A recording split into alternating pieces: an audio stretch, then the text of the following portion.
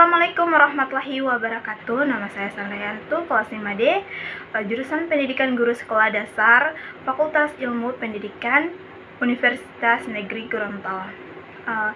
Saya akan menjawab UTS MBS. Yang pertama, sering dengan perkembangan pendidikan Indonesia muncul kebijakan pemerintah mengeluarkan aturan tentang penerapan manajemen berbasis sekolah atau MBS. Menurut pendapat Anda, mengapa ada aturan tentang penerapan MBS? Hubungkan dengan penerapan kurikulum tingkat satuan pendidikan atau KTSP.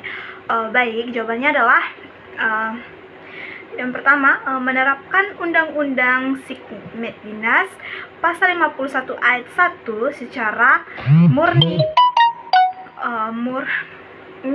dan konsekuen. Yang kedua, mendirikan atau memberdayakan sekolah melalui pemberian otomatis, fleksibel, dan partisipasi. Yang ketiga, meningkatkan mutu sekolah melalui kemandirian dan inisiatif sekolah. Yang keempat, mempercepat transformasi proses belajar mengajar secara optimal. Yang kelima, meningkatkan motivasi kepala sekolah agar lebih bertanggung jawab kepada mutu peserta didik. Yang keenam, meningkatkan tanggung jawab sekolah kepada stakeholders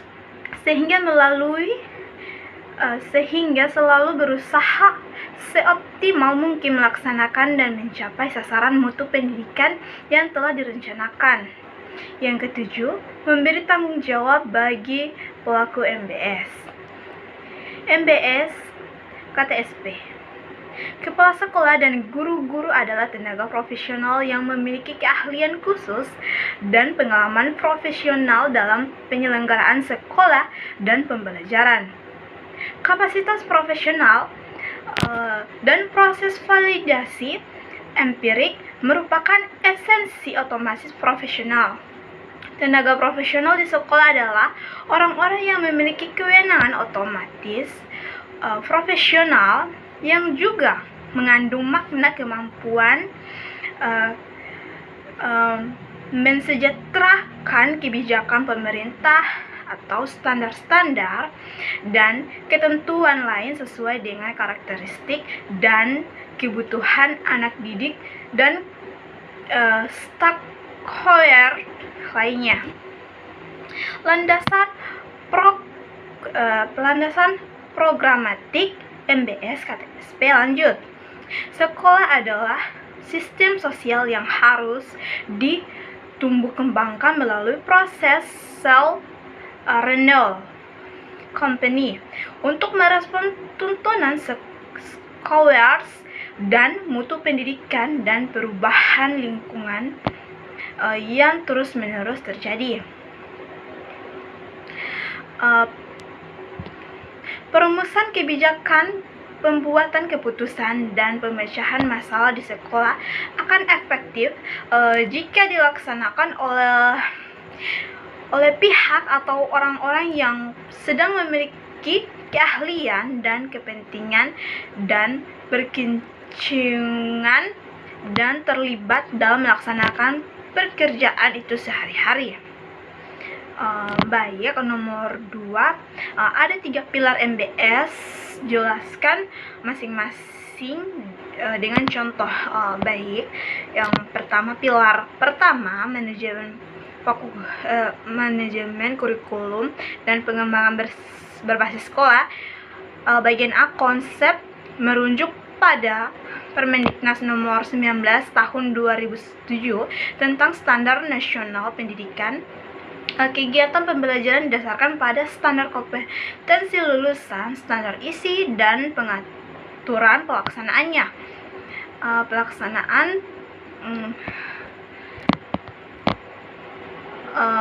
Serta standar proses dan standar penilaian. Mutu pembelajaran di sekolah dikembangkan dengan yang pertama, model kegiatan pembelajaran yang mencakup pada standar proses. Yang kedua, melibatkan peserta didik secara aktif, demokratis, mendidik, memotivasi, mendorong ke aktivitas dan dialogis. Yang ketiga, tujuan agar peserta didik mencapai pola pikir dan kebersamaan berpikir sehingga dapat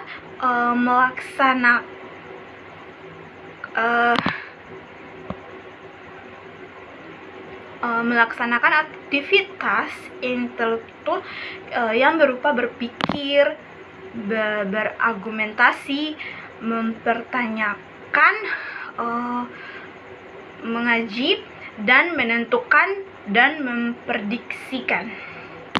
Yang keempat, memahami bahwa keterlibatan peserta didik secara aktif dalam proses pembelajaran yang melakukan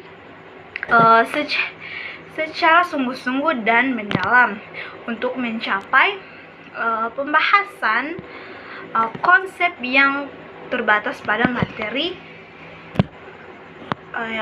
diberikan oleh guru. Pilar kedua, bagian A, konsep dasar manajemen peserta didik berbasis sekolah adalah pengaturan peserta didik yang meliputi kegiatan merencanakan, mengorganisasikan, melaksanakan, dan mengevaluasi program kegiatan peserta didik di sekolah dengan berpedoman pada prinsip-prinsip implementasi manajemen berbasis sekolah. Pilar ketiga, pilar konsep dasar berdasarkan standar nasional pendidikan, sekolah menyusun program penyalahgunaan dan pendidikan dan tenaga pendidikan. Program pedaguna pendidikan dan tenaga pendidikan harus disusun dengan memperhatikan standar pendidikan dan tenaga pendidikan dan dikembangkan sesuai dengan kondisi penghargaan dan perkembangan profesi bagi setiap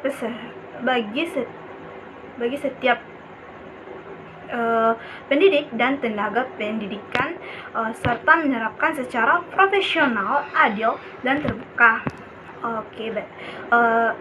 Yang ketiga, faktor penghambat MBS, yaitu faktor penghambat antara lain persepsi masyarakat tentang pendidikan gratis masih keliru, distribusi tenaga pendidikan, guru tidak merata, fasilitas sekolah tidak merata, jarak antara SD intim, SD imbas cukup jauh, terutama di daerah-daerah terpencil dan latar belakang sosial ekonomi orang tua. Demikian, itulah jawaban dari saya. Wabillahi taufiq hidayah. Assalamualaikum warahmatullahi wabarakatuh.